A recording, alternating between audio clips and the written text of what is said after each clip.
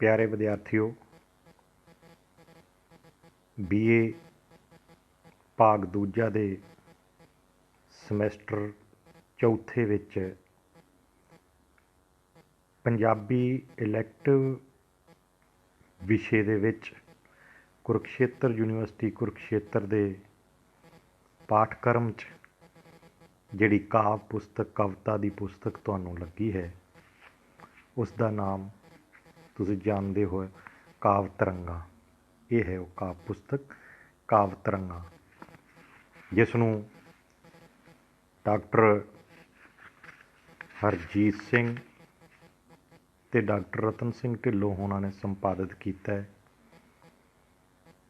ਇਸ ਪੁਸਤਕ ਦੇ ਕਿੱਸਾ ਕਾਵਧਾਰਾ ਭਾਗ ਵਿੱਚ ਤੁਹਾਡੇ ਸਿਲੇਬਸ 'ਚ ਜਿਹੜਾ ਕਿੱਸਾਕਾਰ ਹੈ ਕਾਦਰ ਯਾਰ, ਔਰ ਕਾਦਰ ਯਾਰ ਦਾ ਲਿਖਿਆ ਹੋਇਆ ਕਿੱਸਾ ਪੂਰਨ ਭਗਤ ਜਿਹੜਾ ਉਹ ਤੁਹਾਡੇ ਸਿਲੇਬਸ ਦੇ ਵਿੱਚ ਹੈ।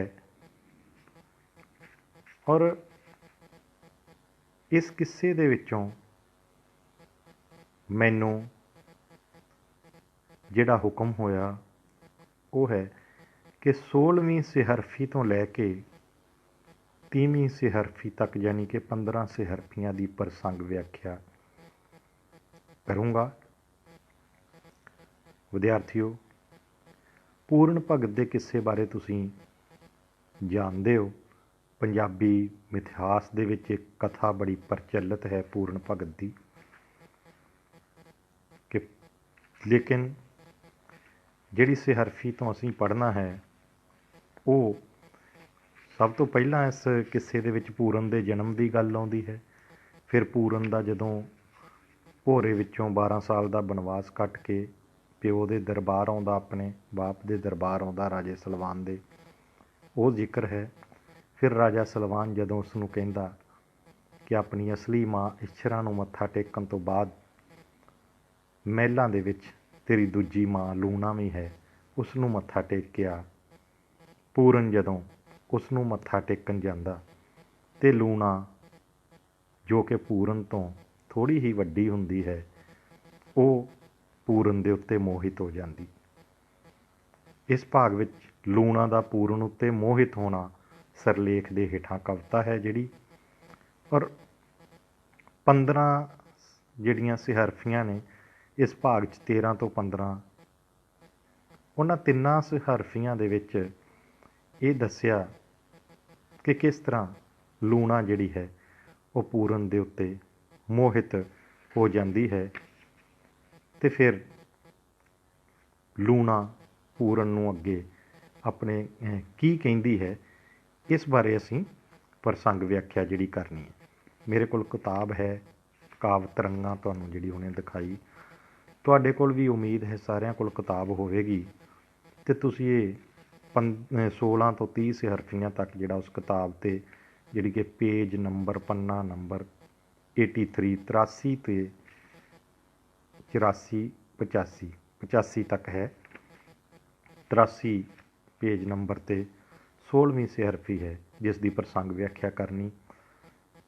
ਹੋ ਸਕਦਾ ਵਿਦਿਆਰਥੀਆਂ ਕੋਲ ਕਾਲਜ ਘੱਟ ਜਾਣ ਕਰਕੇ ਕਿਤਾਬ ਜਿਹੜੀ ਆ ਉਹ ਅਵੇਲੇਬਲ ਨਾ ਹੋਵੇ, ਮੌਜੂਦ ਨਾ ਹੋਵੇ। ਇਸੇ ਕਰਕੇ ਮੈਂ ਤਰੀਕਾ ਅਪਣਾਇਆ ਕਿ ਕਿਤਾਬ ਤੋਂ ਕਵਿਤਾ ਵੀ ਜਿਹੜੀ ਤੁਹਾਡੇ ਨਾਲ ਸਾਂਝੀ ਕਰ ਰਿਹਾ, ਤੁਹਾਡੇ ਸਾਹਮਣੇ ਨਜ਼ਰ ਆ ਰਹੀ ਲਿਖੀ ਹੋਈ, ਔਰ ਉਹਦੇ ਨਾਲ ਨਾਲ ਉਸ ਦੀ ਪ੍ਰਸੰਗ ਵਿਆਖਿਆ ਕਰਾਂਗੇ ਅਸੀਂ। ਜਦੋਂ ਅਸੀਂ ਪ੍ਰਸੰਗ ਵਿਆਖਿਆ ਕਰਨੀ ਹੈ ਇਹਨਾਂ ਸਿਹਰਫੀਆਂ ਦੀ, ਤਾਂ ਇੱਕ ਗੱਲ ਤੁਸੀਂ ਸਾਰਿਆਂ ਨੇ ਧਿਆਨ ਰੱਖਣੀ ਕਿ ਪ੍ਰਸੰਗ ਲਿਖਣ ਲੱਗਿਆਂ ਸਾਨੂੰ 4-5 ਚੀਜ਼ਾਂ ਜਿਹੜੀਆਂ ਨੇ ਉਹਦੀ ਜ਼ਰੂਰਤ ਪੈਂਦੀ ਆ, ਜਿਹੜੀਆਂ ਕਿ ਪ੍ਰਸੰਗ 'ਚ ਅਸੀਂ ਦਿਸਣੀਆਂ। ਇੱਕ, ਸਭ ਤੋਂ ਪਹਿਲਾਂ ਇਸ ਪੁਸਤਕ ਦੇ ਕਾਵ ਤਰੰਗਾਂ ਪੁਸਤਕ ਦੇ ਸੰਪਾਦਕਾਂ ਦਾ ਨਾਮ ਜਿਹੜਾ ਉਹ ਤੁਹਾਨੂੰ ਪਤਾ ਹੋਣਾ ਚਾਹੀਦਾ।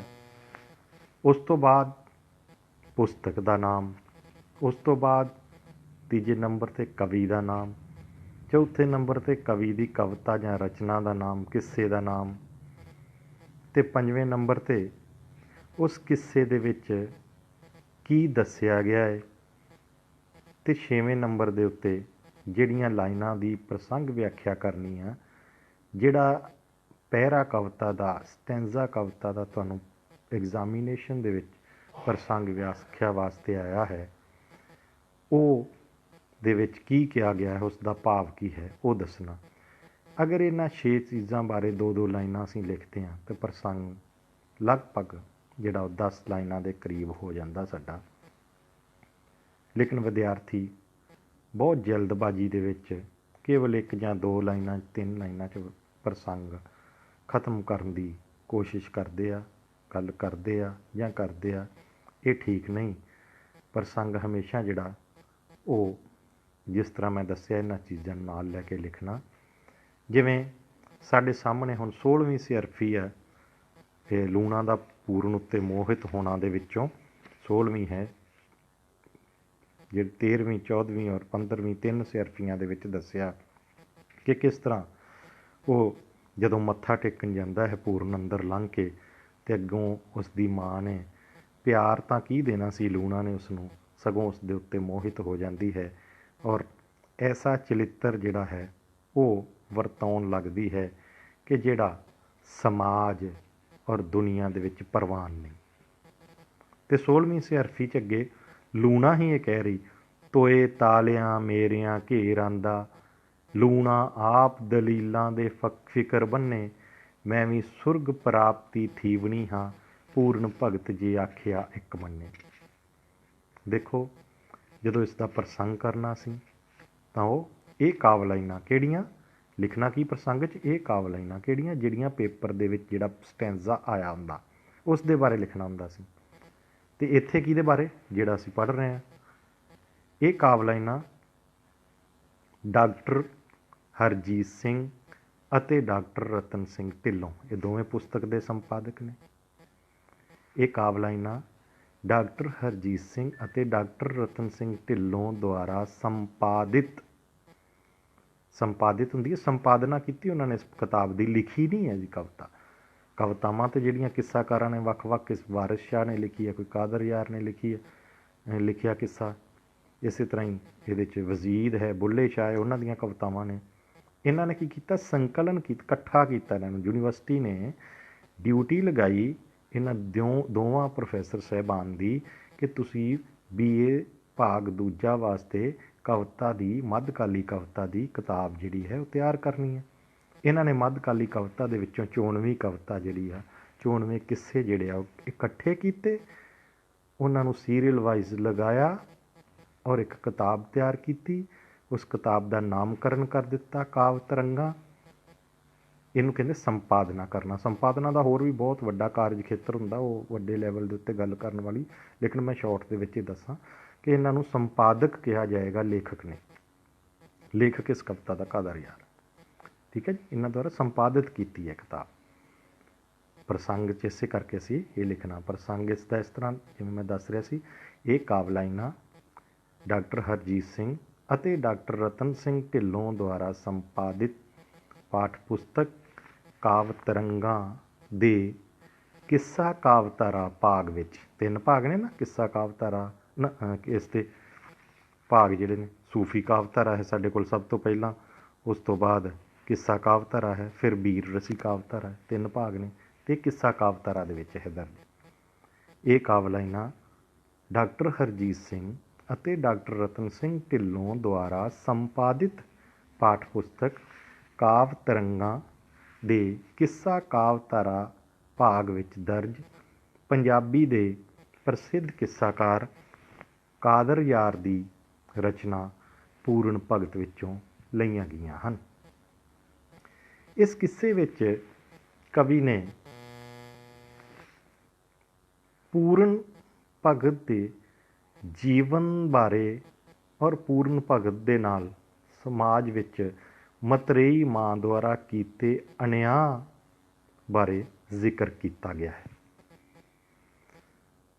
ਔਰ ਇਹਨਾਂ ਲਾਈਨਾਂ ਦੇ ਵਿੱਚ ਕਿੱਸਾਕਾਰ ਨੇ, ਕਾਦਰ ਯਾਰ ਨੇ, ਲੂਣਾ ਜਿਹੜਾ ਹੈ ਉਸ ਦੁਆਰਾ ਸਮਾਜ ਦੁਆਰਾ ਅਪ੍ਰਵਾਨਿਤ ਵਰਤਾਰਾ ਜਿਹੜਾ ਹੈ ਉਸ ਨੂੰ ਕਰਦਿਆਂ दिखाया गया है।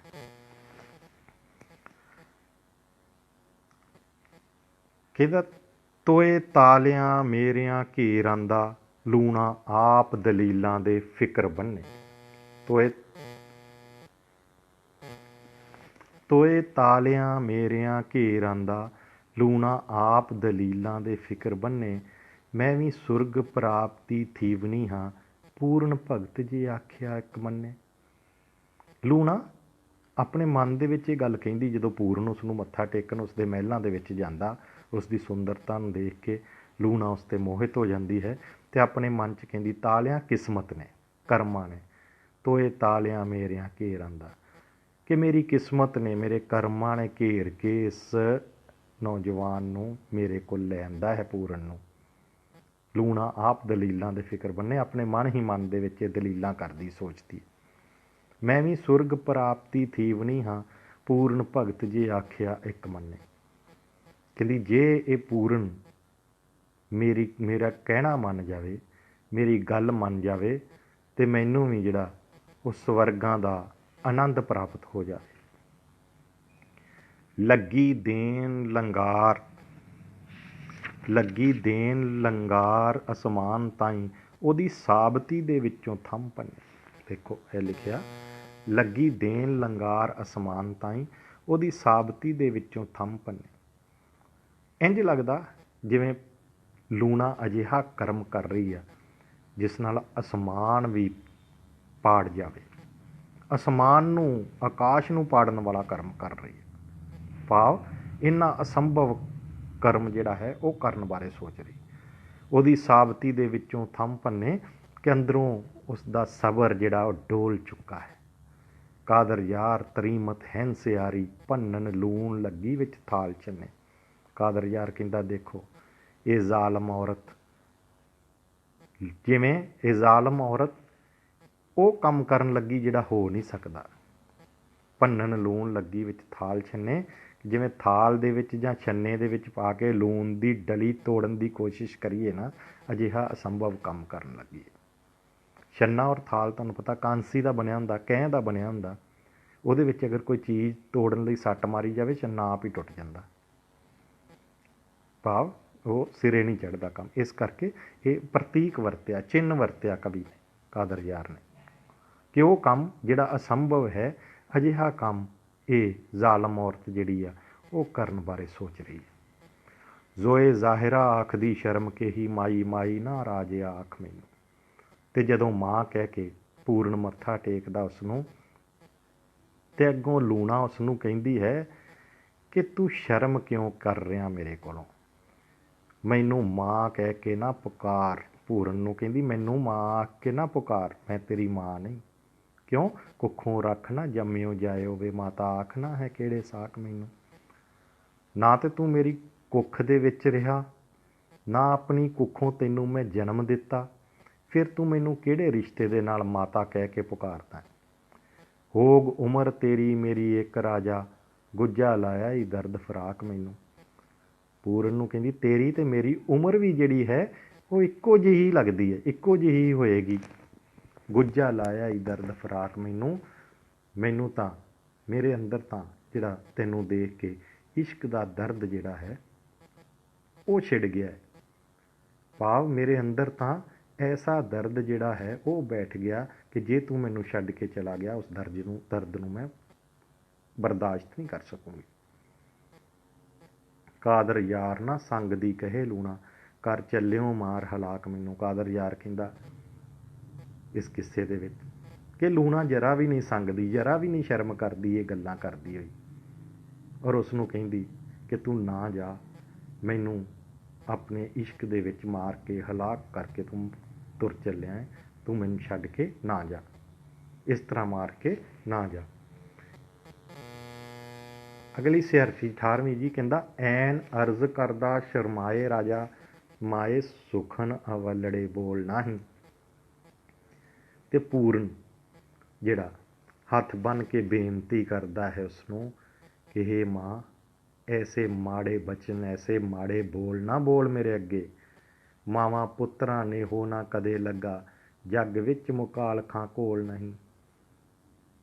ਆਪਣੀ ਮਾਂ ਨੂੰ, ਮਤਰੇਈ ਮਾਂ ਲੂਣਾ ਨੂੰ ਕਹਿੰਦਾ ਪੂਰਨ ਕਿ ਇਸ ਦੁਨੀਆ ਦੇ ਵਿੱਚ ਮਾਂ ਅਤੇ ਪੁੱਤਰਾਂ ਦਾ ਪਿਆਰ, ਇਸ਼ਕ ਜਿਹੜਾ ਉਹ ਕਦੇ ਨਹੀਂ ਸੰਭਵ ਹੋਇਆ, ਅਤੇ ਤੂੰ ਅਜਿਹਾ ਕਰਕੇ ਇਸ ਦੁਨੀਆ ਦੇ ਉੱਤੇ ਮੂੰਹ ਕਾਲਾ ਕਰਨ ਵਾਲਾ ਕੰਮ ਨਾ ਕਰ, ਮਾੜਾ ਕੰਮ ਨਾ ਕਰ, ਬਦਨਾਮੀ ਵਾਲਾ ਕਰਮ ਨਾ ਕਰ। ਸੀਨੇ ਨਾਲ ਲਗਾ ਕੇ ਰੱਖ ਮੈਨੂੰ ਪੁੱਤਰ, ਜਾਨ ਮਾਏ ਦਿਲੋਂ ਡੋਲ ਨਹੀਂ। ਅਤੇ ਉਸ ਨੂੰ ਸਮਝਾਉਂਦਾ ਹੋਇਆ ਪੂਰਨ ਕਹਿੰਦਾ ਆਪਣੀ ਮਤਰੇਈ ਮਾਂ ਲੂਣਾ ਨੂੰ ਕਿ ਮੈਨੂੰ ਆਪਣੇ ਪੁੱਤਰਾਂ ਵਾਂਗ ਸੀਨੇ ਨਾਲ ਲਾ ਕੇ, ਛਾਤੀ ਨਾਲ ਲਾ ਕੇ ਰੱਖ, ਅਤੇ ਮੈਨੂੰ ਪੁੱਤਰ ਸਮਝ ਆਪਣਾ, ਆਪਣੇ ਦਿਲੋਂ ਜਿਹੜਾ ਹੈ ਸਬਰ ਜਿਹੜਾ ਹੈ ਉਹ ਨਾ ਛੱਡ, ਸੰਤੋਖ ਨਾ ਛੱਡ, ਸਬਰ ਤੋਂ ਨਾ ਡੋਲ। ਕਾਦਰ ਯਾਰ ਮੀਆਂ ਦੋਵੇਂ ਝਗੜਦੇ ਨਹੀਂ ਸਾਈਂ, ਬਾਜ ਦੂਜਾ ਕੋਈ ਕੋਲ ਨਹੀਂ। ਅਤੇ ਕਾਦਰ ਯਾਰ ਕਹਿੰਦਾ ਦੋਵੇਂ ਇੱਕ ਦੂਜੇ ਨਾਲ ਇਸ ਤਰ੍ਹਾਂ ਬਹਿਸ ਕਰ ਰਹੇ ਨੇ, ਲੜ ਰਹੇ ਨੇ, ਬਹਿਸ ਕਰ ਰਹੇ ਨੇ, ਪਰ ਉਹਨਾਂ ਦੀ ਇਸ ਬਹਿਸ ਨੂੰ ਉਸ ਪਰਮਾਤਮਾ ਤੋਂ ਬਿਨਾਂ ਦੂਜਾ ਕੋਈ ਵੀ ਜਿਹੜਾ ਉਹ ਨਹੀਂ ਸੁਣ ਰਿਹਾ। ਸਿਰਫ ਇੱਕ ਪਰਮਾਤਮਾ ਹੀ ਉਹਨਾਂ ਦੀ ਇਸ ਬਹਿਸ ਨੂੰ ਜਿਹੜਾ ਉਹ ਸੁਣ ਰਿਹਾ, ਹੋਰ ਕੋਈ ਵੀ ਕੋਲ ਨਹੀਂ ਉਹਨਾਂ ਦੀ। ਅਗਲੀ ਸਿਹਰਫੀ ਹੈ ਜੀ 19ਵੀਂ। ਗੈਨ ਗਮ ਨਾ ਜਾਣਦੀ ਖੌਫ ਖਤਰਾ, ਲੂਣਾ ਉੱਠ ਕੇ ਪਕੜਦੀ ਆਨ ਚੋਲਾ। ਗੈਨ ਗਮ ਨਾ ਜਾਣਦੀ ਖੌਫ ਖਤਰਾ, ਲੂਣਾ ਉੱਠ ਕੇ ਪਕੜਦੀ ਆਨ ਚੋਲਾ।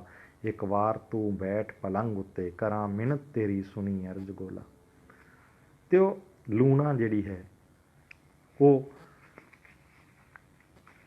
ਕੋਈ ਵੀ ਖੌਫ ਖਤਰਾ ਜਿਹੜਾ ਉਸ ਨੂੰ ਨਹੀਂ ਹੈ ਕਿਸੇ ਵੀ ਪ੍ਰਕਾਰ ਦਾ, ਕਿਸੇ ਤੋਂ ਵੀ, ਕਿਉਂਕਿ ਕੋਈ ਵੀ ਨਹੀਂ ਹੈ ਉਹਨਾਂ ਦੇ ਕੋਲ, ਔਰ ਉਹ ਕਿਸੇ ਤਰ੍ਹਾਂ ਦਾ ਵੀ ਖਤਰਾ ਜਾਂ ਡਰ ਭੌ ਨਹੀਂ ਹੈ ਉਸਦੇ ਮਨ 'ਚ। ਅਤੇ ਉੱਠ ਕੇ ਆ ਕੇ ਉਸਦਾ ਪੱਲਾ ਜਿਹੜਾ ਹੈ ਉਹ ਪਕੜ ਲੈਂਦੀ ਹੈ ਆਣ ਕੇ ਝੋਲੇ ਦਾ, ਅਤੇ ਉਸ ਨੂੰ ਸਮਝਾਉਂਦੀ ਹੋਈ ਕਹਿੰਦੀ ਇੱਕ ਵਾਰ ਤੂੰ ਬੈਠ ਪਲੰਗ ਉੱਤੇ, ਕਰਾਂ ਮਿੰਨਤ ਤੇਰੀ ਸੁਣੀ ਅਰਜ਼ ਗੋਲਾ। ਕਿ ਤੂੰ ਇੱਕ ਵਾਰੀ ਮੇਰੇ ਨਾਲ ਮੇਰੀ ਸੇਜ ਦੇ ਉੱਤੇ ਬੈਠ, ਪਲੰਗ ਦੇ ਉੱਤੇ ਬੈਠ, ਮੈਂ ਤੇਰੀਆਂ ਮਿੰਨਤਾਂ ਕਰਦੀ ਹਾਂ, ਮੇਰੀ ਇਹ ਮਿੰਨਤ, ਮੇਰੀ ਇਹ ਅਰਜ਼ ਮੰਨ ਲੈ। ਪਰੀ ਜਿਹੀ ਮੈਂ ਇਸਤਰੀ ਅਰਜ਼ ਕਰਾਂ, ਜਾਂ ਤੂੰ ਮਰਦ ਨਹੀਂ ਕੋਈ ਹੈ ਭੋਲਾ। ਪਰੀਆਂ ਵਰਗੀ ਸੁੰਦਰ ਇਸਤਰੀ ਮੈਂ ਤੈਨੂੰ ਅਰਜ਼ ਕਰਦੀ ਹਾਂ, ਬੇਨਤੀ ਕਰਦੀ ਹਾਂ, ਅਤੇ ਤੂੰ ਇਸ ਨੂੰ ਕਿਉਂ ਨਹੀਂ ਸਮਝ ਰਿਹਾ। ਤੂੰ ਜਾਂ ਤਾਂ ਮਰਦ ਹੀ ਨਹੀਂ, ਅਤੇ ਜਾਂ ਤੂੰ ਬਹੁਤ ਭੋਲਾ ਹੈ। ਕਾਦਰ ਯਾਰ ਨਾ ਸੰਗ ਦੀ ਕਹੇ ਲੂਣਾ, ਸੇਜ ਮਾਨ ਮੇਰੀ ਜਿੰਦ ਜਾਨ ਡੋਲਾ। ਕਾਦਰ ਯਾਰ ਕਹਿੰਦਾ ਕਿ ਲੂਣਾ ਜਰਾ ਵੀ ਨਹੀਂ ਸੰਗਦੀ ਉਸ ਤੋਂ, ਔਰ ਉਸ ਨੂੰ ਜਿਹੜਾ ਉਹ ਬੇਸ਼ਰਮ ਹੋ, ਬੇਸੰਗ ਹੋ ਕੇ, ਬੇਝਿਜਕ ਹੋ ਕੇ ਕਹਿੰਦੀ ਹੈ ਕਿ ਤੂੰ ਮੇਰੇ ਨਾਲ ਮੇਰੀ ਸੇਜ ਮਾਨ, ਮੈਂ ਤੇਰੇ 'ਤੇ ਜ਼ਿੰਦ ਜਾਨ ਜਿਹੜੀ ਹੈ ਆਪਣੀ ਉਹ ਕੁਰਬਾਨ ਕਰ ਦੇਵਾਂਗੀ। ਫੇਰ ਕਿਹਾ ਗੁੱਸੇ ਹੋਏ ਪੂਰਨ, ਤੈਨੂੰ ਵਾਕੀ ਗਈ ਹੈ ਬਾਣ ਮਾਏ। ਅਤੇ ਫਿਰ ਗੁੱਸੇ ਦੇ ਨਾਲ ਪੂਰਨ ਨੇ ਉਸ ਨੂੰ ਕਿਹਾ ਦੁਬਾਰਾ ਕਿ ਤੈਨੂੰ ਵਾਕੀ ਗਈ ਬਾਣ ਹੁੰਦਾ ਆਦਤ, ਤੈਨੂੰ ਕੀ ਇਹ ਮਾੜੀ ਆਦਤ ਪੈ ਗਈ ਹੈ, ਕੀ ਬਾਣ ਵਗ ਗਈ ਹੈ, ਕੀ ਹਵਾ ਵਗ ਗਈ ਹੈ, ਕੀ ਇਹ ਮਾੜੀ ਜਿਹੜੀ ਤੈਨੂੰ ਆਦਤ ਪੈ ਗਈ ਹੈ। ਜਿਹਦੀ ਇਸਤਰੀ ਉਹੀ ਹੈ ਬਾਪ ਮੇਰਾ, ਤਿਸ ਦੀ ਤੁਖਮ ਤੀ ਜੰਮਿਆ ਜਾਨ ਮਾਏ। ਤੂੰ ਜਿਸ ਦੀ ਪਤਨੀ ਹੈ ਉਹ ਮੇਰਾ ਬਾਪ ਵੀ ਹੈ, ਅਤੇ ਉਸੇ ਦੇ ਤੁਖਮ ਤੋਂ, ਉਸੇ ਦੇ ਬੀਜ ਤੋਂ ਮੈਨੂੰ ਜਨਮ ਮਿਲਿਆ ਹੈ, ਇਸ ਕਰਕੇ ਮੈਂ ਤੇਰਾ ਪੁੱਤਰ ਹੀ ਹਾਂ। ਗੱਲਾਂ ਇਹੋ ਜਿਹੀਆਂ ਜਦੋਂ ਹੋਣਗੀਆਂ, ਪੁੱਠੀ ਹੋ ਜ਼ਮੀਨ ਅਸਮਾਨ ਮਾਏ, ਅਤੇ ਮੈਨੂੰ ਆਪਣਾ ਪੁੱਤਰ ਸਮਝ। ਜੋ ਤੂੰ ਆਪਣੇ ਮਨ ਦੇ ਵਿੱਚ ਪਾਪ ਪਾਲ ਕੇ ਬੈਠੀ ਆ, ਜਦੋਂ ਅਜਿਹੀਆਂ ਗੱਲਾਂ ਇਸ ਸਮਾਜ ਦੇ ਵਿੱਚ ਹੋਣ ਲੱਗ ਪਈਆਂ, ਅਤੇ ਜ਼ਮੀਨ ਅਸਮਾਨ ਜਿਹੜਾ ਹੈ ਇਹ ਪੁੱਠਾ ਹੋ ਜਾਵੇਗਾ, ਜ਼ਮੀਨ ਅਸਮਾਨ ਪੁੱਠੀ ਹੋ ਜਾਏਗੀ। ਕਾਦਰ ਯਾਰ ਮੀਆਂ ਪੂਰਨ ਦੇ ਮਤੀ, ਕਿਧਰ ਗਿਆ ਈ ਅੱਜ ਧਿਆਨ ਮਾਏ। ਕਾਦਰ ਯਾਰ ਕਹਿੰਦਾ ਕਿ ਪੂਰਨ ਉਸ ਨੂੰ ਮੱਤਾਂ ਦਿੰਦਾ ਹੋਇਆ ਸਮਝਾਉਂਦਾ ਹੈ ਕਿ ਮਾਂ ਤੇਰਾ ਅੱਜ ਇਹ ਧਿਆਨ ਕਿੱਧਰ ਚਲਾ ਗਿਆ, ਤੇਰਾ ਇਹ ਧਿਆਨ ਜਿਹੜਾ ਅੱਜ ਕਿੱਧਰ ਪੁੱਠੇ ਪਾਸੇ ਜਿਹੜਾ ਚਲਾ ਗਿਆ, ਤੂੰ ਸਮਝ ਇਸ ਗੱਲ ਨੂੰ, ਅਤੇ ਮੈਨੂੰ ਪੁੱਤਰ ਜਾਣ। ਅਜਿਹੀਆਂ ਅਸੰਭਵ ਗੱਲਾਂ, ਅਜਿਹੇ ਅਸੰਭਵ ਬੋਲ ਨਾ ਬੋਲ। ਅੱਗੇ ਜੀ ਚੌਥੀ ਸਿਹਰਫੀ ਹੈ ਜਿਹੜੀ ਅਗਲੀ ਸਿਹਰਫੀ ਹੈ ਚੌਥੀ ਸਿਹਰਫੀ ਦੇ ਵਿੱਚ 21ਵਾਂ ਬੰਦ ਜਿਹੜਾ ਰਾਣੀ ਸੁੰਦਰਾਂ ਦੇ ਕੀਰ ਨੇ। ਰਾਣੀ ਸੁੰਦਰਾਂ ਦੇ ਬਾਰੇ ਬਹੁਤ ਸਾਰੇ ਲੋਕਾਂ ਨੂੰ, ਬਹੁਤ ਸਾਰੇ ਵਿਦਿਆਰਥੀਆਂ ਨੂੰ, ਪੰਜਾਬੀ ਸੱਭਿਆਚਾਰ ਦੇ ਵਿੱਚ ਵੀ ਬਹੁਤ ਸਾਰੇ ਜਿਹੜੇ ਆਮ ਲੋਕ ਨੇ ਇਸ ਮਿਥਿਹਾਸਕ ਕਥਾ ਬਾਰੇ ਜਿੰਨਾ ਕੁ ਜਾਣਦੇ ਹਨ। ਜਦੋਂ ਰਾਣੀ ਸੁੰਦਰਾਂ ਦਾ ਜ਼ਿਕਰ ਆਉਂਦਾ ਤਾਂ ਰਾਣੀ ਸੁੰਦਰਾਂ ਨੂੰ ਵੀ ਸ਼ਾਇਦ ਉਹ ਕਈ ਬਹੁਤ ਵਿਦਿਆਰਥੀ ਅਸੀਂ ਪੇਪਰ ਚੈੱਕ ਕਰੀਦੇ ਕਿ ਪੂਰਨ ਦੀ ਮਾਂ ਹੀ ਸਮਝ ਲੈਂਦੇ। ਪੂਰਨ ਦੀ ਮਾਂ ਦਾ ਨਾਮ ਅਸਲੀ ਦਾ ਸੀ ਇਸ਼ਰਾ, ਔਰ ਮਤਰੇਈ ਮਾਂ ਜਿਸ ਦੇ ਬਾਰੇ ਅਸੀਂ ਗੱਲ ਕਰ ਰਹੇ ਲੂਣਾ। ਔਰ ਰਾਣੀ ਜਿਹੜੀ ਸੁੰਦਰਾਂ ਹੈ ਉਸ ਦੇ ਬਾਰੇ ਮੈਂ ਤੁਹਾਨੂੰ ਥੋੜ੍ਹਾ ਜਿਹਾ ਦੱਸ ਦੇਵਾਂ ਪ੍ਰਸੰਗ ਵਿਆਖਿਆ ਕਰਨ ਤੋਂ ਪਹਿਲਾਂ ਵਿਦਿਆਰਥੀਆਂ ਨੂੰ, ਕਿ ਗੁਰੂ ਗੋਰਖਨਾਥ ਦਾ ਚੇਲਾ ਜਦੋਂ ਪੂਰਨ ਬਣ ਜਾਂਦਾ ਹੈ, ਜਦੋਂ ਇਹਦੇ ਵਿੱਚੋਂ ਬਹੁਤ ਕੁਝ, ਸਾਰਾ ਕਿੱਸਾ ਨਹੀਂ ਹੈ, ਕੱਟ ਦਿੱਤਾ ਜਾਂਦਾ, ਬਹੁਤ ਸਾਰਾ 94 ਬੰਦ ਦਿੱਤੇ ਹੋਏ ਨੇ। ਔਰ ਇਸੇ ਤਰ੍ਹਾਂ ਹੀ ਇਸ ਕਿੱਸੇ ਦੇ ਵਿੱਚ ਜਿਹੜਾ ਹਿੱਸਾ ਗਾਇਬ ਹੋਏ ਕਿ ਜਦੋਂ ਲੂਣਾ ਜਿਹੜੀ ਹੈ ਉਹ ਸ਼ਿਕਾਇਤ ਲਾਉਂਦੀ ਰਾਜੇ ਸਲਵਾਨ ਨੂੰ, ਆਪਣੇ ਪਤੀ ਨੂੰ, ਪੂਰਨ ਦੀ, ਜਦੋਂ ਪੂਰਨ ਚਲਾ ਜਾਂਦਾ ਉਸਨੂੰ ਛੱਡ ਕੇ, ਉਸ ਦੀ ਮਤਰੇਈ ਮਾਂ, ਅਤੇ ਉਹ ਆਪਣੀ ਮਤਰੇਈਆਂ ਮਾਵਾਂ ਵਾਲਾ ਰੋਲ ਜਿਹੜਾ ਉਹ ਅਦਾ ਕਰਦੀ ਹੋਈ ਸ਼ਿਕਾਇਤ ਕਰਦੀ ਹੈ ਰਾਜੇ ਸਲਵਾਨ ਨੂੰ। ਔਰ ਰਾਜਾ ਸਲਵਾਨ ਜਿਹੜਾ ਹੈ ਉਹ ਆਪਣੇ ਵਜ਼ੀਰਾਂ ਨੂੰ ਕਹਿ ਕੇ, ਆਪਣੇ ਅੰਗ ਰੱਖਿਆਂ ਨੂੰ ਕਹਿ ਕੇ, ਸਿਪਾਹੀਆਂ ਨੂੰ ਕਹਿ ਕੇ ਪੂਰਨ ਨੂੰ, ਜਿਹੜਾ ਇਹ ਨਹੀਂ ਦੇਖਦਾ ਮੇਰਾ ਪੁੱਤਰ ਹੈ, ਪੂਰਨ ਨੂੰ ਮਾਰਨ ਦਾ ਹੁਕਮ ਦੇ ਦਿੰਦਾ। ਅਤੇ ਉਸਦੇ ਸਿਪਾਹੀ ਜਿਹੜੇ ਨੇ ਉਹ ਮਾਰਦੇ ਨਹੀਂ ਪੂਰਨ ਨੂੰ, ਉਸਦੇ ਜਿਹੜੇ ਹੱਥ ਪੈਰ ਕੱਟ ਕੇ ਉਸਨੂੰ ਇੱਕ ਖੂਹ 'ਚ ਜੰਗਲ 'ਚ ਸੁੱਟ ਆਉਂਦੇ। ਅਤੇ ਉਸ ਖੂਹ ਦੇ ਲਾਗੇ ਹੀ ਗੁਰੂ ਬਾਲਨਾਥ ਦਾ ਜਿਹੜਾ ਟਿੱਲਾ ਸੀ ਜਿੱਥੇ ਉਹ ਭਗਤੀ ਕਰਦਾ ਸੀ, ਉਸਨੇ ਆਪਣੇ ਚੇਲਿਆਂ ਨੂੰ ਖੂਹ ਦੇ ਵਿੱਚ ਪਾਣੀ ਲੈਣ ਭੇਜਿਆ, ਪਰ ਉਹ ਦੇਖ ਕੇ ਅੰਦਰ ਪਏ ਹੱਥ ਪੈਰ ਕੱਟੇ ਪਏ ਕੋਈ ਬੰਦਾ ਹੈ, ਉਸਨੂੰ ਜਿਹੜਾ ਡਰ ਗਏ ਅਤੇ ਵਾਪਸ ਉਹਨਾਂ ਨੇ ਬਾਲਨਾਥ ਨੂੰ ਜਾ ਕੇ ਦੱਸਿਆ।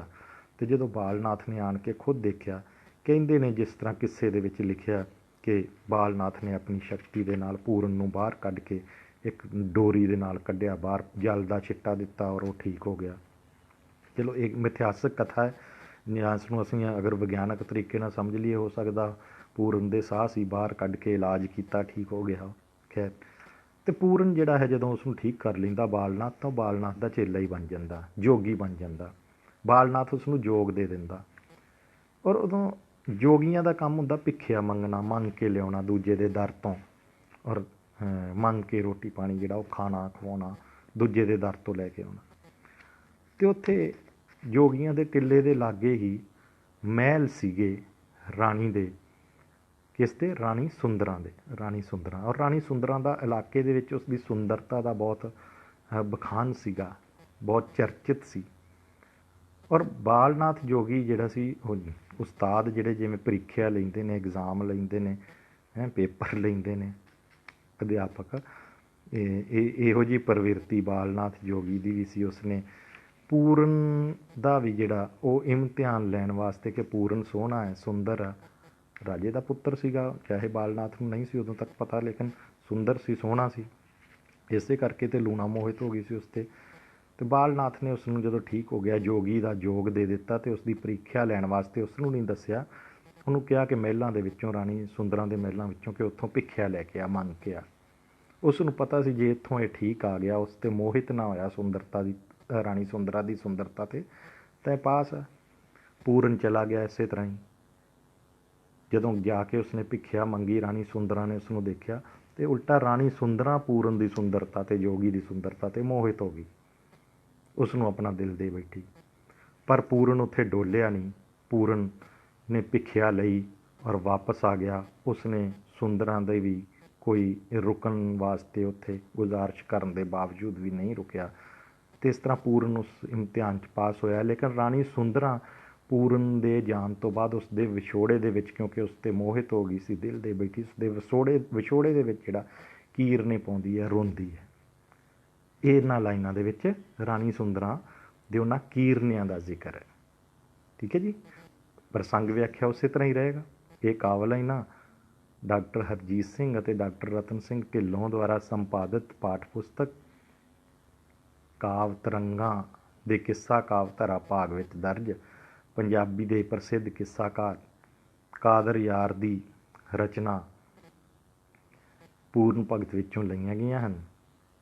ਇਸ ਰਚਨਾ ਵਿੱਚ ਕਾਦਰ ਯਾਰ ਨੇ ਪੂਰਨ ਭਗਤ ਦੇ ਜੀਵਨ ਬਾਰੇ ਦੱਸਦਿਆਂ ਹੋਇਆਂ ਉਸ ਦੀ ਮਤਰੇਈ ਮਾਂ ਦੁਆਰਾ ਜਿਹੜਾ ਸੀਗਾ ਸਮਾਜਿਕ ਅਪ੍ਰਵਾਨਿਤ ਰਿਸ਼ਤੇ ਜਿਹੜੇ ਹੁੰਦੇ ਨੇ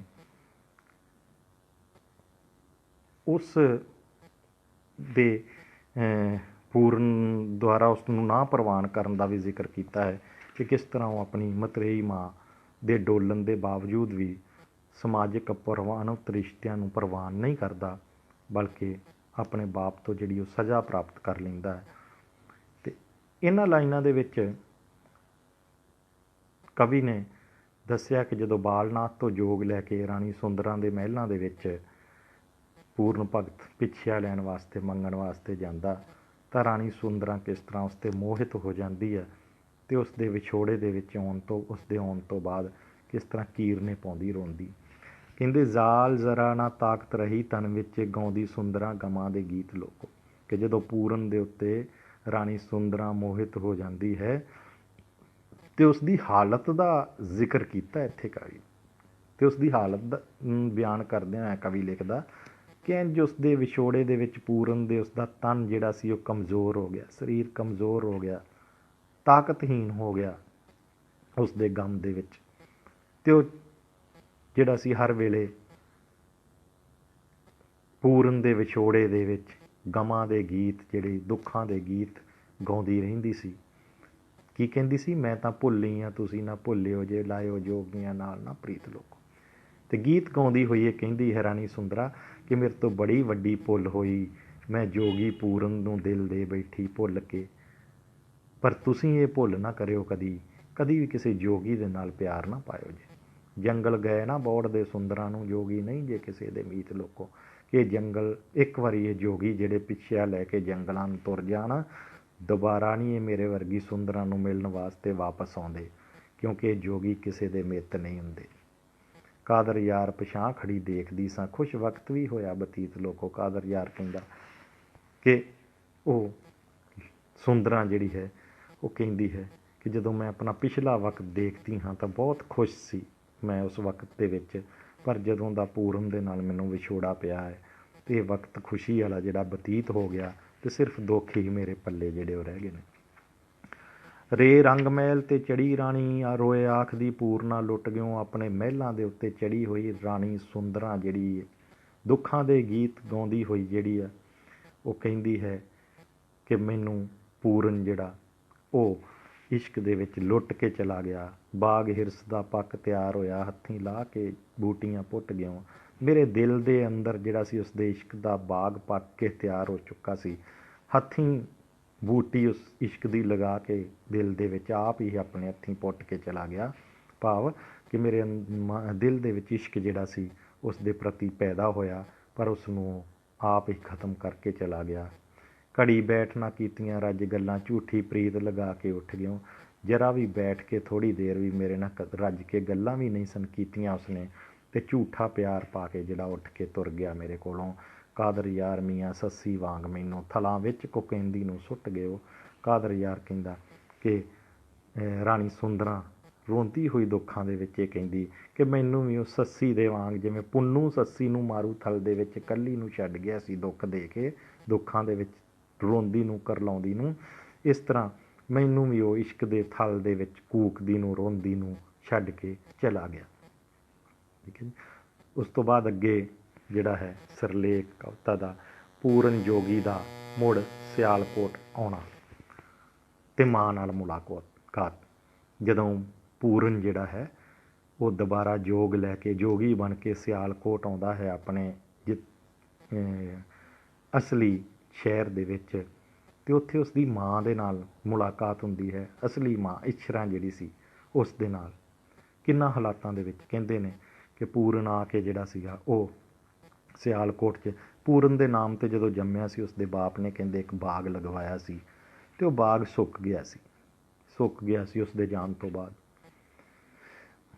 ਹੁੰਦਾ ਹੀ ਹੈ ਖੈਰ, ਜੇ ਅਸੀਂ ਅਜੋਕੇ ਸੰਦਰਭ 'ਚ ਗੱਲ ਕਰੀਏ ਕਿ ਬਾਪ ਦੀ ਹੋ ਸਕਦਾ ਉਸਨੇ ਉਸ ਦੇ ਨਾਮ 'ਤੇ ਬਾਗ ਲਗਵਾਇਆ ਪੂਰਨ ਦੇ, ਲੇਕਿਨ ਪੂਰਨ ਨਾਲ ਜਦੋਂ ਨਫ਼ਰਤ ਹੋ ਗਈ ਉਸ ਬਾਗ ਦੀ ਦੇਖ ਰੇਖ ਨਹੀਂ ਕੀਤੀ, ਉਹ ਸੁੱਕ ਗਿਆ। ਅਤੇ ਜਦੋਂ ਪੂਰਨ ਆ ਕੇ ਦੁਬਾਰਾ ਉਸਨੂੰ ਪਤਾ ਸੀ ਮੇਰੇ ਨਾਮ 'ਤੇ ਬਾਗ ਲਗਵਾਇਆ, ਆ ਕੇ ਬੈਠਾ ਸੁੱਕਾ ਦੇਖਿਆ, ਹੋ ਸਕਦਾ ਉਸਨੇ ਅਜੋਕੇ ਸੰਦਰਭ 'ਚ ਕਹੀਏ ਤਾਂ ਪਾਣੀ ਪੂਣੀ ਦਿੱਤਾ ਬੂਟਿਆਂ ਨੂੰ, ਔਰ ਬਾਗ ਫਿਰ ਹਰਾ ਹੋ ਗਿਆ ਅਗਰ ਵਿਗਿਆਨਕ ਦ੍ਰਿਸ਼ਟੀਕੋਣ ਤੋਂ ਵੇਖੀਏ। ਲੇਕਿਨ ਕਿੱਸੇ ਦੇ ਵਿੱਚ ਤਾਂ ਪੂਰਨ ਦੀ ਕਰਨੀ ਦੱਸੀ ਗਈ ਹੈ, ਕਿ ਉਸ ਦੀ ਕਰਾਮਾਤ ਦੱਸੀ ਗਈ ਕਿ ਜਦੋਂ ਉਹ ਆਇਆ ਤਾਂ ਬਾਗ ਸੁੱਕਾ ਹਰਾ ਹੋ ਗਿਆ ਦੁਬਾਰਾ। ਠੀਕ ਹੈ ਜੀ, ਇਹ ਗੱਲਾਂ ਨੇ ਇਸ ਕਿੱਸੇ ਦੇ ਵਿੱਚ ਇਹ ਦੱਸਿਆ ਗਿਆ। ਲੇਕਿਨ ਮੇਰੀ ਆਪਣੀ ਰਾਏ ਉਹ ਸੀ ਜਿਹੜੀ ਮੈਂ ਤੁਹਾਨੂੰ ਦੱਸੀ ਵਿਗਿਆਨਕ ਨਜ਼ਰੀਏ ਤੋਂ, ਕਿ ਸੁੱਕੇ ਬਾਗ 'ਚ ਆ ਕੇ ਜਦੋਂ ਕੋਈ ਬੈਠਦਾ ਹੈ, ਪਾਣੀ ਪੂਣੀ ਬੂਟਿਆਂ ਨੂੰ ਦਿੰਦਾ, ਤਾਂ ਉਹ ਹਰਿਆ ਹੋ ਗਿਆ ਹੋਵੇਗਾ ਸ਼ਾਇਦ, ਹੈ ਨਾ। ਚਲੋ, ਕਿਸ ਤਰ੍ਹਾਂ ਵੀ ਅਸੀਂ ਕਿੱਸੇ ਦੀ ਗੱਲ ਕਰਨੀ ਹੈ, ਔਰ ਕਿੱਸੇ ਦੇ ਵਿੱਚ ਇਹੀ ਹੈ ਕਿ ਪੂਰਨ ਆਇਆ ਔਰ ਕਰਾਮਾਤ ਦੇ ਨਾਲ ਜਿਹੜਾ ਉਹ ਬਾਗ ਦੁਬਾਰਾ ਹਰਾ ਹੋ ਗਿਆ। ਅਤੇ ਇਹਨਾਂ ਲਾਈਨਾਂ 'ਚ ਪ੍ਰਸੰਗ ਉਸੇ ਤਰ੍ਹਾਂ ਹੀ ਰਹੇਗਾ। ਇਹ ਕਾਵਿ ਲਾਈਨਾਂ ਡਾਕਟਰ ਹਰਜੀਤ ਸਿੰਘ ਅਤੇ ਡਾਕਟਰ ਰਤਨ ਸਿੰਘ ਢਿੱਲੋਂ ਦੁਆਰਾ ਸੰਪਾਦਿਤ ਪਾਠ ਪੁਸਤਕ ਕਾਵਿ ਤਰੰਗਾਂ ਦੇ ਕਿੱਸਾ ਕਾਵਿਧਾਰਾ ਭਾਗ ਵਿੱਚ ਦਰਜ ਪੰਜਾਬੀ ਦੇ ਪ੍ਰਸਿੱਧ ਕਿੱਸਾ ਕਵੀ ਕਾਦਰ ਯਾਰ ਦੀ ਰਚਨਾ ਪੂਰਨ ਭਗਤ ਵਿੱਚੋਂ ਲਈਆਂ ਗਈਆਂ ਹਨ। ਇਸ ਕਿੱਸੇ ਵਿੱਚ ਕਵੀ ਨੇ ਪੂਰਨ ਦੇ ਜੀਵਨ ਦੀ ਜਿਹੜੀ ਹੈ ਜੀਵਨ ਬਾਰੇ ਦੱਸਿਆ ਹੈ, ਨਾਲ ਦੱਸਿਆ ਹੈ ਕਿਸ ਤਰ੍ਹਾਂ ਉਸ ਦੇ ਨਾਲ ਸਮਾਜਿਕ ਅਪ੍ਰਵਾਨਿਤ ਰਿਸ਼ਤਿਆਂ ਨੂੰ ਨਕਾਰਨ ਕਰਕੇ ਉਸ ਦੇ ਨਾਲ ਅਨਿਆਂ ਹੋਇਆ। ਅਤੇ ਇਹਨਾਂ ਲਾਈਨਾਂ 'ਚ ਪੂਰਨ ਦਾ ਦੁਬਾਰਾ ਜੋਗੀ ਬਣ ਕੇ ਸਿਆਲਕੋਟ ਆਉਣ ਦਾ ਜ਼ਿਕਰ ਹੈ। ਕਹਿੰਦੇ ਮੀਂਹ ਮਿਲਣ ਆਈ ਮਾਤਾ ਇਸ਼ਰਾਂ ਦੱਸੋ ਮੈਨੂੰ ਲੋਕੋ ਆਇਆ ਸਾਧ ਕੋਈ, ਕਿ ਉਸ ਦੀ ਮਾਂ ਇਸ਼ਰ ਜਦੋਂ ਪੂਰਨ ਦੁਬਾਰਾ ਆਪਣੇ ਬਾਗ ਦੇ ਵਿੱਚ ਆ ਕੇ ਡੇਰਾ ਲਗਾ ਲੈਂਦਾ, ਅਤੇ ਉਸ ਦੀ ਮਾਂ ਇਸ਼ਰਾਂ ਜਿਹੜੀ ਉਹਨੂੰ ਮਿਲਣ ਵਾਸਤੇ ਆਉਂਦੀ ਹੈ ਅਤੇ ਲੋਕਾਂ ਨੂੰ ਪੁੱਛਦੀ ਫਿਰਦੀ ਹੈ ਕਿ ਮੈਨੂੰ ਦੱਸੋ ਕਿ ਕੋਈ ਸਾਧ ਜਿਹੜਾ ਹੈ ਉਹ ਮੇਰੇ ਪੁੱਤਰ ਦੇ ਬਾਗ ਵਿੱਚ ਆ ਕੇ ਬੈਠਾ ਹੈ। ਮੇਰੇ ਪੁੱਤ ਦਾ ਬਾਗ ਵੀਰਾਨ ਪਿਆ, ਫਿਰ ਲੱਗਾ ਹੈ ਕਰਨ ਆਬਾਦ ਕੋਈ। ਮੇਰੇ ਪੁੱਤ ਪੂਰਨ ਦਾ ਬਾਗ ਜਿਹੜਾ ਵੀਰਾਨ ਹੋ ਗਿਆ ਸੀ, ਸੁੱਕ ਗਿਆ ਸੀ, ਮੈਨੂੰ ਪਤਾ ਲੱਗਾ ਕਿ ਉਸ ਨੂੰ ਦੁਬਾਰਾ ਕੋਈ ਆਬਾਦ ਕਰ ਰਿਹਾ। ਮੈਂ ਵੀ ਲੈ ਆਵਾਂ ਦਾਰੂ ਅੱਖੀਆਂ ਦਾ, ਪੂਰਨ ਛੱਡ ਨਾ ਗਿਆ ਸੁਆਦ ਕੋਈ। ਮੈਂ ਵੀ ਜਾਵਾਂ, ਮੈਨੂੰ ਦੱਸੋ, ਅਤੇ ਉਸ ਤੋਂ ਆਪਣੀਆਂ ਅੱਖਾਂ ਵਾਸਤੇ ਕੋਈ ਦਵਾਈ ਲੈ ਆਵਾਂ। ਇਹਨਾਂ ਅੱਖਾਂ 'ਚ ਪੂਰਨ ਦੇ ਜਾਣ ਤੋਂ ਬਾਅਦ ਕੋਈ ਸਵਾਦ ਜਿਹੜਾ ਉਹ ਨਹੀਂ ਬਾਕੀ ਬਚਿਆ। ਕਾਦਰ ਯਾਰ ਮੈਂ ਤਾਂ ਲੱਖ ਵਟਨੀ ਹਾਂ, ਦਾਰੂ ਦੇ ਫਕੀਰ ਮਰਾਦ ਕੋਈ। ਕਾਦਰ ਯਾਰ ਕਹਿੰਦਾ ਕਿ ਮਾਂ ਉਸਦੀ ਪੂਰਨ ਦੀ ਇਸ਼ਰਾ ਕਹਿੰਦੀ ਹੈ ਕਿ ਮੈਂ ਲੱਖ ਲੱਖ ਸ਼ੁਕਰ ਕਰਾਂਗੀ ਜੇ ਮੈਨੂੰ ਮੇਰੀਆਂ ਅੱਖਾਂ ਦੀ ਕੋਈ ਦਵਾਈ ਦਾਰੂ ਜਿਹੜਾ ਹੈ, ਜਾਂ ਕੋਈ ਮੇਰੀਆਂ ਅੱਖਾਂ ਦੇ ਵਾਸਤੇ ਕੋਈ ਜਿਹੜਾ ਉਹ ਦੁਆ ਕਰੇ ਅਤੇ ਮੇਰੀ ਇਹ ਮੁਰਾਦ ਜਿਹੜੀ ਉਹ ਪੂਰੀ ਕਰੇ, ਤਾਂ ਕਿ ਮੈਂ ਇਹਨਾਂ ਅੱਖਾਂ ਤੋਂ ਦੇਖ ਸਕਾਂ, ਤਾਂ ਮੈਂ ਲੱਖ ਲੱਖ ਸ਼ੁਕਰ ਕਰਦੀ ਹਾਂ। ਨੂੰ ਨਜ਼ਰ ਕੀਤੀ ਪੂਰਨ ਪਰਤ ਡਿੱਠਾ ਮਾਤਾ ਆਮਦੀ ਏ ਕਿਸੇ ਹਾਲ ਮੰਦੇ। ਅਤੇ ਜਦੋਂ ਪੂਰਨ ਨੇ ਬਾਗ 'ਚ ਬੈਠਿਆਂ ਮੁੜ ਕੇ ਦੇਖਿਆ ਕਿ ਇਹ ਤਾਂ ਮੇਰੀ ਮਾਂ ਇਸ਼ਰਾਂ ਆ ਰਹੀ ਹੈ, ਔਰ ਕਿਹੜੇ ਮੰਦੇ ਹਾਲ ਦੇ ਵਿੱਚ ਇਹ ਆ ਰਹੀ ਹੈ। ਅੱਖੀਂ ਅੱਡੀ ਖੇੜਿਆਂ ਨਾਲ ਬੇਹੋਸ਼ ਹੋਈ ਉਹਨੂੰ ਨਜ਼ਰ ਨਾ ਆਮਦੇ ਕਾਰ ਕੰਡੇ, ਕਿ ਠੁੱਡੇ ਖਾਂਦੀ ਹੋਈ ਉਹ ਆ ਰਹੀ ਆ, ਨਾ ਉਸਨੂੰ ਕੰਡੇ ਔਰ ਨਾ ਉਸਨੂੰ ਕੋਈ ਅੜਚਨਾ ਪੱਥਰ ਜਿਹੜੇ ਉਹ ਨਜ਼ਰ ਆ ਰਹੇ ਨੇ, ਕਿਸ ਤਰ੍ਹਾਂ ਠੁੱਡੇ ਖਾਂਦੀ ਹੋਈ ਆ ਰਹੀ ਆ। ਇਹ ਗੱਲ ਵੇਖ ਕੇ ਪੂਰਨ ਵੇਖ ਕੇ ਸਹਿ ਨਾ ਸਕਿਆ ਹੀ ਰੋ ਉੱਠਿਆ ਹੋਏ ਹੈਰਾਨ ਬੰਦੇ। ਅਤੇ ਦੇਖ ਕੇ ਹਾਲਤ ਆਪਣੀ ਮਾਤਾ ਦੀ ਪੂਰਨ ਬਰਦਾਸ਼ਤ ਨਾ ਕਰ ਸਕਿਆ ਅਤੇ ਉੱਚੀ ਉੱਚੀ ਰੋਣ ਲੱਗਾ। ਅਤੇ ਉੱਥੇ ਬੈਠੇ ਉਸ ਦੇ ਕੋਲ ਜਿਹੜੇ ਹੋਰ ਬੰਦੇ ਸੀ ਉਹ ਸਾਰੇ ਹੈਰਾਨ ਹੋ ਗਏ ਉਸ ਨੂੰ ਰੋਂਦੇ ਨੂੰ ਦੇਖ ਕੇ। ਕਾਦਰ ਯਾਰ ਮੀਆਂ ਅੱਗੋਂ ਉੱਠ ਪੂਰਨ ਦੇਖਾਂ ਕਿਸ ਤਰ੍ਹਾਂ ਮਾਂ ਦੇ ਦਰਦ ਵੰਡੇ। ਕਾਦਰ ਯਾਰ ਕਹਿੰਦਾ ਕਿ ਪੂਰਨ ਉੱਠ ਕੇ ਅੱਗੋਂ ਆਪਣੀ ਮਾਂ ਨੂੰ ਮਿਲਿਆ ਅਤੇ ਉਸ ਮਾਂ ਦੇ ਨਾਲ ਕਿਸ ਤਰ੍ਹਾਂ ਦੁੱਖ ਜਿਹੜਾ ਉਹ ਵੰਡਾ ਰਿਹਾ ਹੈ, ਇਹ ਵੀ ਇੱਕ ਦੇਖ ਕੇ ਸਾਰੇ ਹੈਰਾਨ ਹੋ ਗਏ। ਵਾਓ ਵਰਤਿਆ ਕੀ ਤੇਰੇ ਨਾਲ ਮਾਤਾ ਪੂਰਨ ਆਖਦਾ ਦੱਸ ਖਾਂ ਸਾਰ ਮੈਨੂੰ।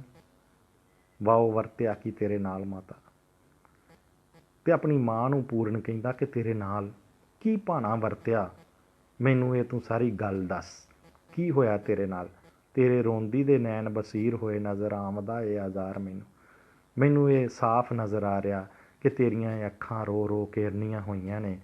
ਮਾਤਾ ਆਖਦੀ ਦੁੱਖ ਨਾ ਫੋਲ ਬੇਟਾ ਪਿਆ ਪੁੱਤਰ ਵਿਰਾਗ ਗੁਬਾਰ ਮੈਨੂੰ। ਅਤੇ ਮਾਂ ਉਸਦੀ ਅੱਗੋਂ ਉਸਨੂੰ ਕਹਿੰਦੀ ਆ ਕਿ ਮੇਰੇ ਨਾਲ ਦੁੱਖ ਪੁੱਤ ਛੇੜ, ਮੈਨੂੰ ਮੇਰੇ ਪੁੱਤਰ ਦਾ ਵਿਛੋੜਾ ਜਿਹੜਾ ਹੈ ਉਸ ਦੇ ਨਾਲ ਮੇਰੀ ਇਹ ਹਾਲਤ ਹੋਈ ਆ। ਕਾਦਰ ਯਾਰ ਬੁਰੇ ਦੁੱਖ ਪੁੱਤਰਾਂ ਦੇ ਗਿਆ ਦਰਦ ਵਿਛੋੜੇ ਦਾ ਮਾਰ ਮੈਨੂੰ। ਕਾਦਰ ਯਾਰ ਕਹਿੰਦਾ ਕਿ ਉਸਦੀ ਮਾਂ ਉਸ ਨੂੰ ਕਹਿੰਦੀ ਕਿ ਪੁੱਤਰਾਂ ਦੇ ਦੁੱਖ ਜਿਹੜੇ ਨੇ ਇਸ ਤੋਂ ਵੱਡਾ ਦੁੱਖ ਕੋਈ ਨਹੀਂ ਹੁੰਦਾ, ਬਹੁਤ ਮਾੜੇ ਹੁੰਦੇ ਨੇ, ਅਤੇ ਮੈਨੂੰ ਮੇਰੇ ਪੁੱਤ ਦਾ ਜਿਹੜਾ ਉਹ ਵਿਛੋੜੇ ਦਾ ਦਰਦ ਜਿਹੜਾ ਹੈ ਉਸ ਨੇ ਮੇਰੀ ਇਹ ਹਾਲਤ ਕਰ ਦਿੱਤੀ।